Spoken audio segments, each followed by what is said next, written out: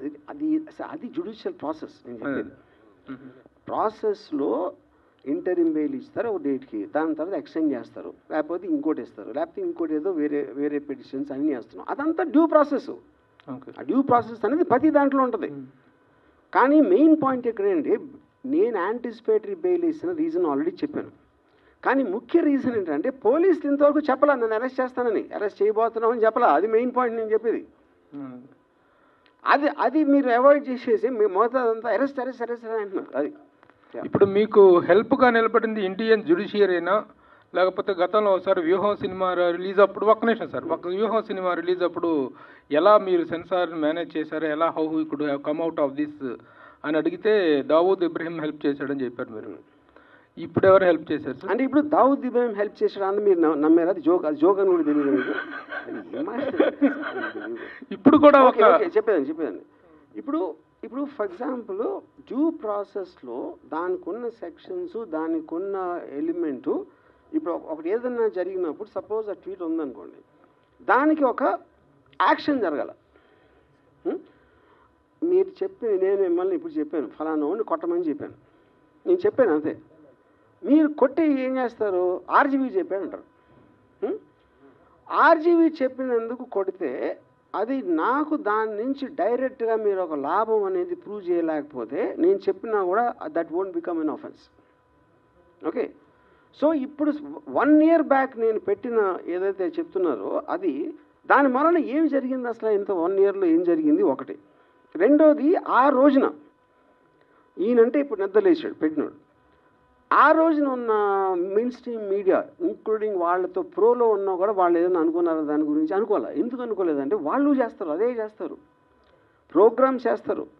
ఏది డూపులు పెట్టి, ఇది పెట్టి, క్యారికేచర్స్ పెట్టి, కార్టూన్స్ పెట్టి, పొలిటికల్ లీడర్స్ని కానీ సెలబ్రిటీస్ని కానీ ఎవరినైనా కంటిన్యూస్గా మీరు కార్టూనిష్గా చేయటం అనేది it's a culture in the whole world, in a free world. Yeah Ajeev గారు, అయితే 1 year బ్యాక్ జరిగిన దానికి కేసులు పెట్టడం ఏంటని మీరు అడిగారు.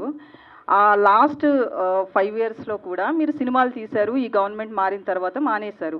ఎవరికి టైం వచ్చినప్పుడు వాళ్ళు నడిపిస్తారని ఎందుకు అనుకోవట్లే మీరు? ఎవరికి టైం వచ్చినప్పుడు వాళ్ళు నడిపిస్తారంటే ఏం నడిపిస్తారు? అంటే మీరు పొలిటికల్ మూవీస్ చేయనన్నారు కదా, ఇప్పుడు కూడా చెయ్యొచ్చు కదా. ఎందుకు చేయాలి? మూవీస్ చేయడానికి నా రీజన్. అప్పుడు భయపడ్డారు అనుకోవచ్చు కదా దాన్ని. నేను ఇది చెప్పింది ఎప్పుడు వ్యూహం రిలీజ్ అవ్వక ముందు చెప్పాను, నేను ఇంకా పొలిటికల్ మూవీస్ చేయను. ఎందుకు చేయనని చెప్పానంటే నాకు ఆ సెన్సార్ డీలేస్ అంతా చిరాకేసిన, అది ఇది అన్నీ చెప్పి నా మొత్తం టైము 1 year వేస్ట్ అయిపోయింది దాంట్లో.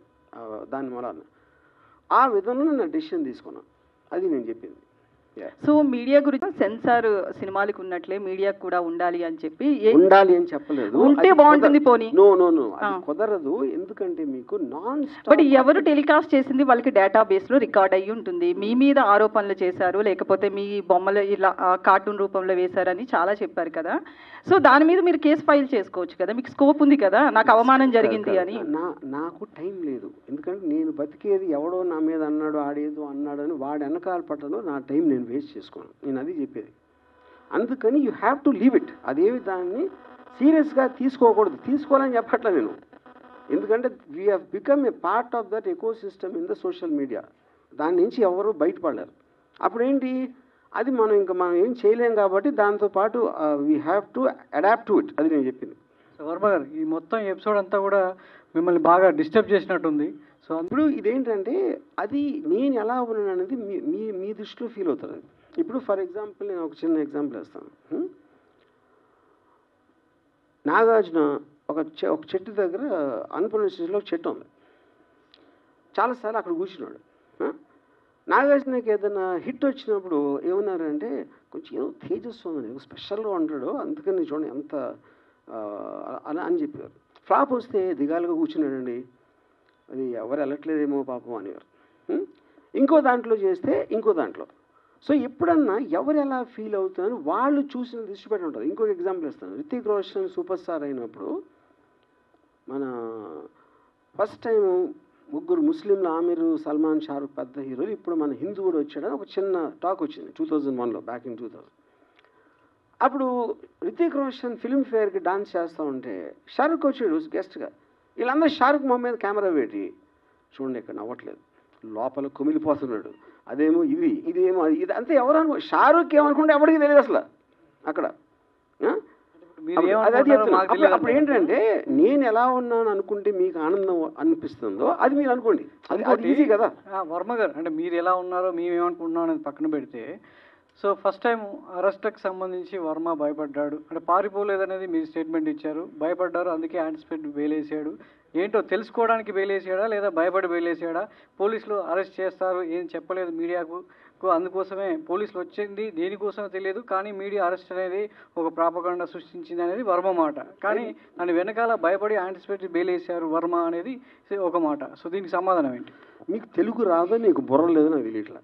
నేను రాగానే ఇది ఒక్కటే చెప్పా. ఫస్ట్ మొత్తం పోసగుచ్చినట్టు జరిగింది, నా కారణం ఏంటి అని చెప్పాక మళ్ళీ అడిగితే ఏంటి నేను చెప్పేది? యాంటిసిపేటరీ బెయిల్ రీజన్ చెప్పాను, అక్కడ జరిగింది ఏంటో చెప్పాను, పోలీసులు ఇంతవరకు నాకు టచ్లో కూడా రాలేదని చెప్పాను, డెన్లోకి రాలేదని చెప్పాను. మళ్ళీ అది అడిగితే ఏం చేయాలి నేను? నోటీస్కి రిప్లై ఇచ్చని చెప్పాను కదండి. రిప్లైలో ఏమి ఇచ్చాను కూడా చెప్పాను. ఎస్ అహియార్ అండి. యా ప్రతిదానికి స్ట్రైట్గా మాట్లాడేటటువంటి ఆర్జీవి పోలీసుల విచారణకు సంబంధించి మాత్రం వెళ్ళలేదు, యాంటిసిపేటరీ బెయిల్ వచ్చింది, it's fine. At the same time పోలీసులు సెకండ్ టైం నోటీసులు ఇవ్వడానికి డెన్ వద్దకు వచ్చారనేది క్లియర్ కట్ సమాచారం. సెకండ్ టైం కాదండి, సెకండ్ టైము వేరే డేట్ ఇచ్చారు ఫస్ట్ అయిపోయిన తర్వాత. ఓకే, ఆ డేట్లో నేను 10 o'clockకి నేను రిప్లై పెట్టాను, నాకు ఫర్దర్ టైం కావాలి, లేకపోతే వర్చువల్గా వీడియోలో వస్తాను. ఓకే, ఎప్పుడు రాని ఫోన్ ఎందుకు స్విచ్ ఆఫ్ వచ్చింది? ఇది అది చెప్తున్నాను. ఓకే అది నేను చెప్పలేదు ఇందాక. నేను 2 o'clock వరకు నా ఫోన్ స్విచ్ ఆన్లో ఉంది. ఓకే, దాని తర్వాత ఇది వాళ్ళు వచ్చింది 10:30కి. 2 o'clockకి స్విచ్ ఆన్ చేసిన దానికి ఒక్కటి మీడియా వాళ్ళు విపరీతంగా అందరూ ఫోన్ చేసి ఇంటి ఏమైపోతుంది, పోలీసు ఎందుకు వచ్చారు, బ్లా బ్లా బ్లా బ్లా బ్లా. ఇది అది నా వర్క్ ఉంది. సెకండ్ రీజను, నేను యాంటిసిపేటరీ బెయిల్ చేసినప్పుడు దానికి ఒక 5 వేరే వాళ్ళు చేస్తున్నారు ఒకేసారి అన్న దాని మీద, దానికి ఎలాంటి స్కీమ్ అయ్యి ఉంటుంది, ఎందుకు చేస్తానని హరాస్ చేయడానికని ఆలోచించడానికి నాకు కావాల్సిన టైం దానికి నేను స్విచ్ ఆఫ్ చేశాను. అది ఎప్పుడైతే డెసిషన్ తీసుకున్నానో ఇమ్మీడియట్గా స్విచ్ ఆన్ చేసి ఇక్కడే ఉన్నానని చెప్పాను. వర్మ గారు, మీరు సంవత్సరానికి ముందు జరిగింది ఇప్పుడు ఎందుకు మళ్ళీ తీస్తున్నారు అంటున్నారు.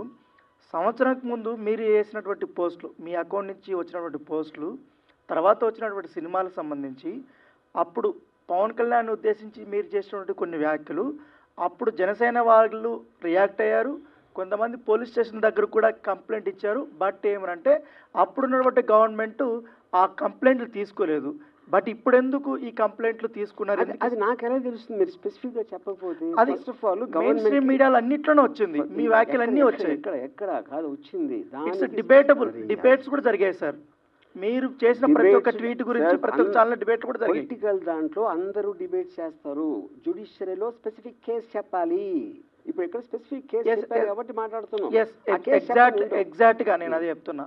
మీరు పెట్టినటువంటి 3 గాడిదలకి ఆ ఫోటోలు పెట్టారు కదా, 3 ఫోటోలు, అదేను వ్యూహం సినిమాలో పవన్ కళ్యాణ్ పోలినటువంటి వ్యక్తి పెట్టి అక్కడ ఉన్నటువంటి సందేశాలు కానీ వ్యాఖ్యలు కానీ వాటి మీద